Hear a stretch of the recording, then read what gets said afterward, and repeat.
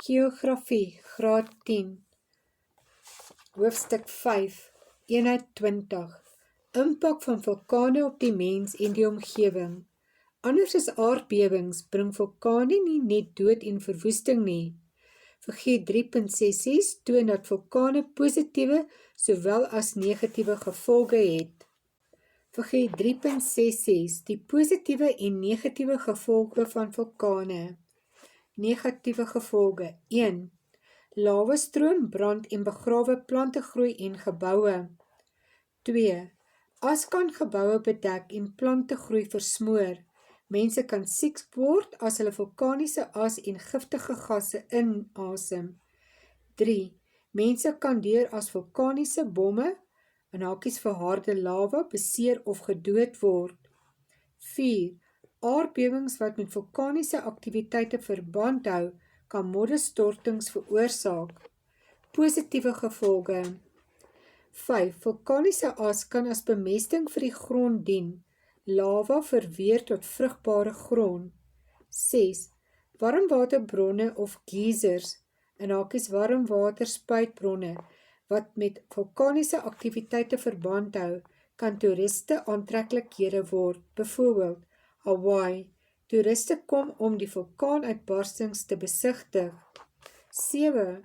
Ondergrondse water in streke soos IJsland en Nieu-Seeland is warm genoeg om vir verhoudingsstelsels en kragopwekking te gebruik. Sleutelvrae. Wat is die positiewe gevolge van vulkane? Wat is die negatiewe gevolge van vulkane? Aktiwiteit 24. Kyk na die positiewe en negatiewe gevolge van vulkane. Gebruik 4.366 en voorkennis oor vulkane en beantwoord die volgende vrae.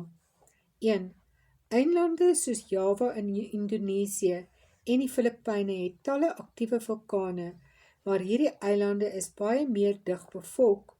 Baie inwoners van hierdie eilande is boere, omdat die grond besonder vrugbaar is. 1.1. Waarom is daar soveel aktiewe vulkane op hierdie eilande? 1.2. Waarom is die grond op die eilande baie vrugbaar? 1.3.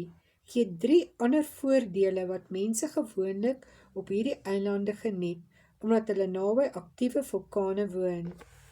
2. Blaai terug na figuur 3.50 en 3.51 op bladsy 166 en 167. 2.1. Verduidelik waarom daar vulkaniese aktiwiteit in die Skeurvallei streek is. 2.2.